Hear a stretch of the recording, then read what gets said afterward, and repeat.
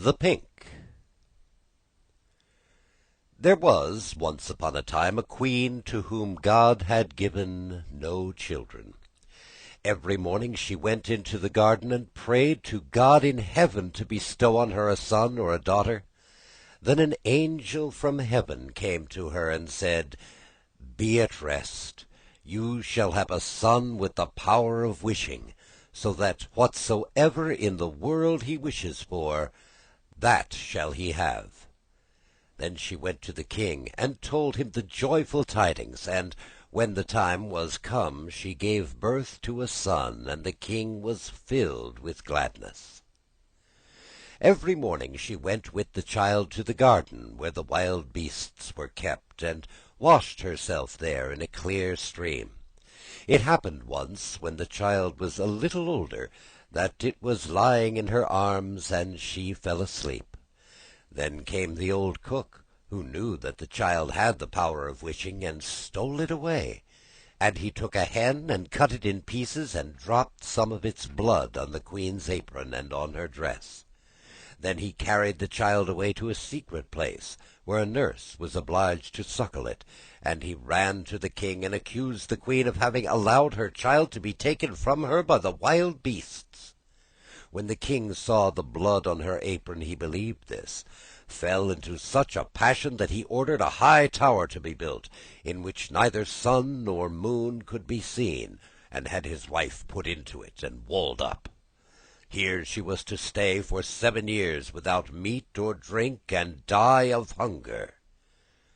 But God sent 2 angels from heaven in the shape of white doves, which flew to her twice a day, and carried her food until the 7 years was over.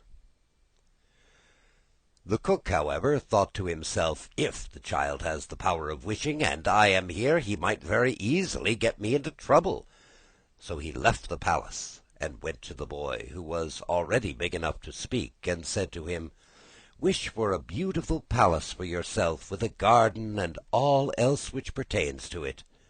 Scarcely were the words out of the boy's mouth, when everything was there that he had wished for. After a while the cook said to him, "It is not well for you to be so alone, so wish for a pretty girl as a companion." Then the king's son wished for one, and she immediately stood before him, and was more beautiful than any painter could have painted her. The two played together, and loved each other with all their hearts, and the old cook went out hunting like a nobleman. The thought occurred to him, however, that the king's son might some day wish to be with his father, and thus bring him into great peril. So he went out and took the maiden aside, and said, "Tonight, when the boy is sleeping, go to his bed and plunge this knife into his heart, and bring me his heart and tongue, and if you do not do it, you shall lose your life." Thereupon he went away, and when he returned the next day, she had not done it, and said, "Why should I shed the blood of an innocent boy who has never harmed anyone?" The cook once more said, "If you do not do it, it shall cost you your own life."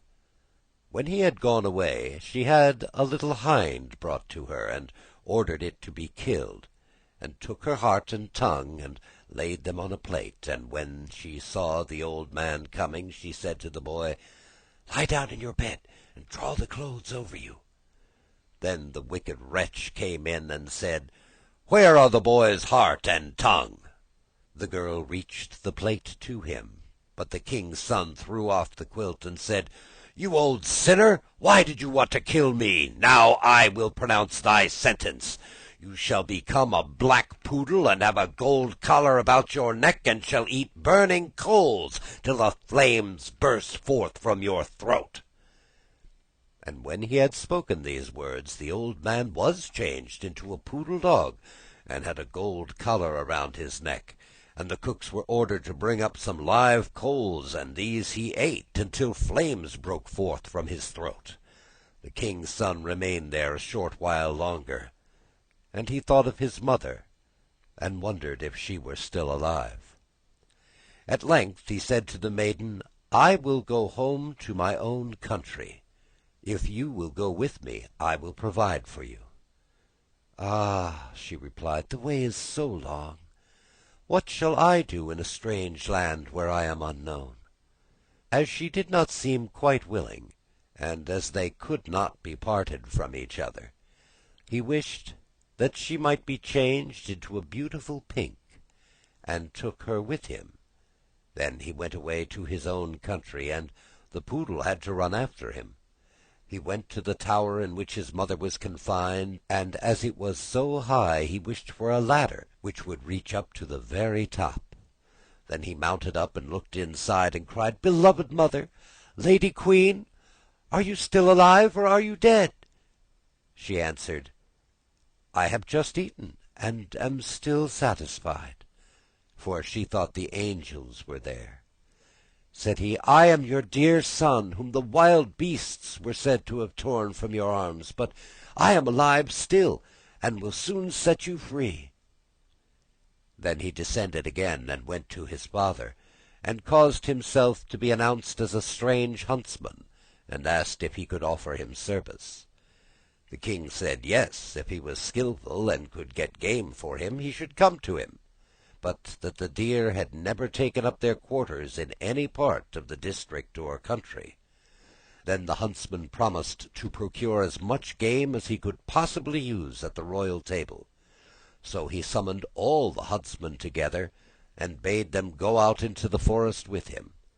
And he went with them, and made them form in a great circle, open at one end, where he stationed himself, and began to wish.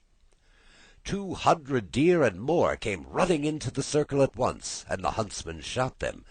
Then they were all placed on 60 country carts and driven home to the king, and for once he was able to deck his table with game, after having none at all for years. Now the king felt great joy at this, and commanded that his entire household should eat with him the next day, and made a great feast. When they were all assembled together, he said to the huntsman, "As you are so clever, you shall sit by me." He replied, "Lord King, your majesty must excuse me. I am a poor huntsman." But the king insisted on it, and said, "You shall sit by me," until he did it. Whilst he was sitting there, he thought of his dearest mother, and wished that one of the king's principal servants would begin to speak of her, and would ask how it was faring with the queen in the tower, and if she were alive still, or had perished. Hardly had he formed the wish than the marshal began, and said, "Your majesty, we live joyously here, but how is the queen living in the tower? Is she still alive, or has she died?" But the king replied, "She let my dear son be torn to pieces by wild beasts. I will not have her named." Then the huntsman arose and said, "Gracious lord father, she is alive still, and I am her son, and I was not carried away by wild beasts, but by that wretch, the old cook, who tore me from her arms while she was asleep, and sprinkled her apron with the blood of a chicken."